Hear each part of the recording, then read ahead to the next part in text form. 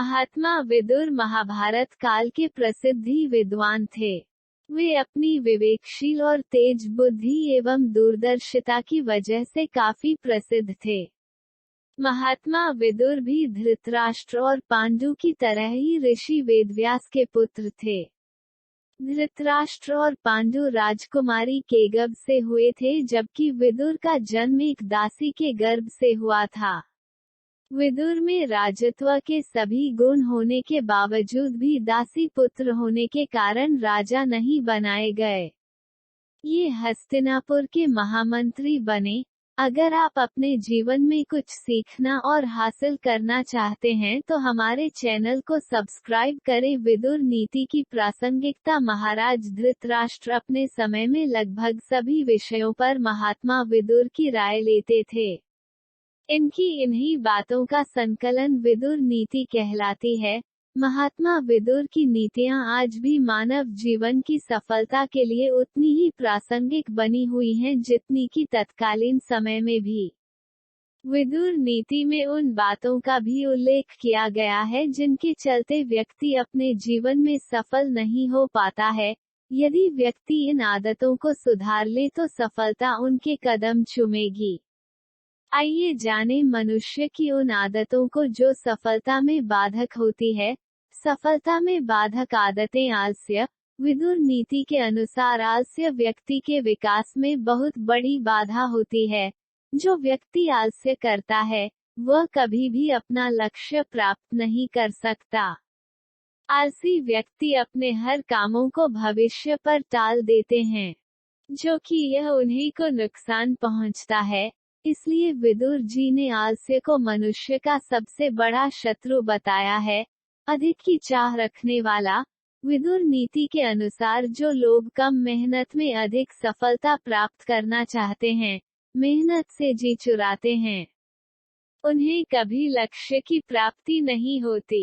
मी equals 500 milliseconds greater than भगवान पर निर्भर रहने वाला। विदुर नीति के अनुसार जो व्यक्ति अपनी मदद करता है उसकी मदद खुद भगवान भी करते हैं। जो लोग केवल ईश्वर के सहारे बैठे रहते हैं, ऐसे लोगों को हमेशा परेशानियों से जूझना पड़ता है। इसलिए विदुर जी कहते हैं कि भगवान पर विश्वास करना चाहिए, लेकिन व्यक्ति को अपने लक्ष्य की प्राप्ति के लिए मेहनत जरूर करनी चाहिए। ये तीन चीजें जीवन का कर देती हैं नाश। इन्हें हमेशा रखें दूर। महात्मा विदुर ने विदुर नीति में जीवन में तरक्की करने के लिए कई नीतियां बताई हैं। व्यक्ति इन नीतियों का पालन करे तो वह जीवन में तरक्की कर सकता है। महात्मा विदुर महाभारत काल के महान बुद्धिजीवियों में से एक थे। ये एक महान विचारक और स्पष्टवादी थे। उनकी बुद्धि और स्पष्टवादिता से हर कोई प्रभावित था। महात्मा विदुर धृतराष्ट्र और पांडु के भाई और महर्षि वेदव्यास के पुत्र थे।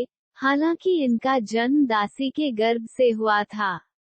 धृतराष्ट्र और पांडु की तुलना में विदुर हस्तिनापुर के सबसे योग्य और ईमानदार राजा होते, परंतु दासी पुत्र होने के कारण इन्हें हस्तिनापुर की राजगद्दी नहीं मिल पाई थी। महात्मा विदुर को हस्तिनापुर का महामंत्री नियुक्त किया गया था। महात्मा विदुर की दूरदर्शिता, बुद्धिमत्ता और कुशल रणनीतियों के कारण महाराज धृतराष्ट्र करीब करीब हर विषय पर उनकी राय लेते थे। महाभारत युद्ध से पहले महाराजा धृतराष्ट्र और महात्मा विदुर के बीच हुई बातों के संकलन को विदुर नीति कहते हैं। इसमें जीवन के लिए उपयोगी बातों का उल्लेख किया गया है। विदुर नीति में उन तीन चीजों का उल्लेख किया गया है जो किसी भी मनुष्य के लिए किसी नर्क से कम नहीं होती है।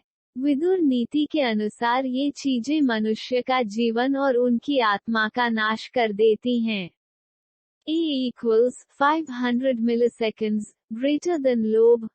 महात्मा विदुर के अनुसार व्यक्ति को कभी लोभ नहीं करना चाहिए, क्योंकि जब लोभ या लालच किसी व्यक्ति के मन में आ जाती है तो वह गलत काम करने की ओर उन्मुख हो जाता है।